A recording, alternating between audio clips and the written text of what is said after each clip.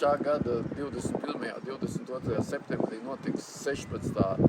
Latvijas ārstu biedrības rīkotā starpdisciplinārā konference, kas ir ārkārtīgi svarīgs pasākums, manuprāt, mūsu ārstu dzīvē, protams, arī citu medicīnas speciālistu dzīvē, jo tā ir interdisciplinārs pasākums. Vienu dienu 21.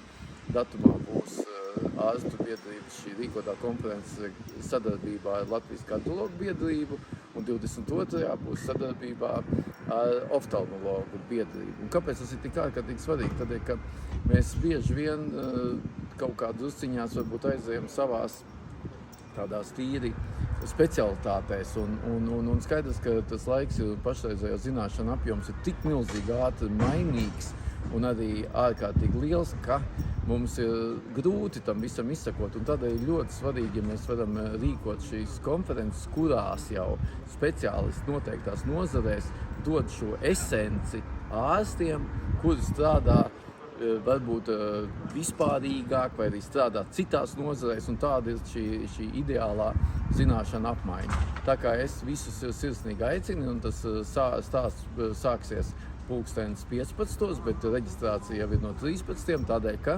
Ķīpsalas šajā izstāžu zālē notiek arī medicīnas izstāde, kur jau iepriekš ārsti varēs apskatīt un iepazīties ar šiem visiem jaunajiem un varbūt jauninājumiem, jauniem izstrādājumiem, jaunām lietām un īstenībā mierīgā garā savā starpā parunājot apskatīt šo izstādi.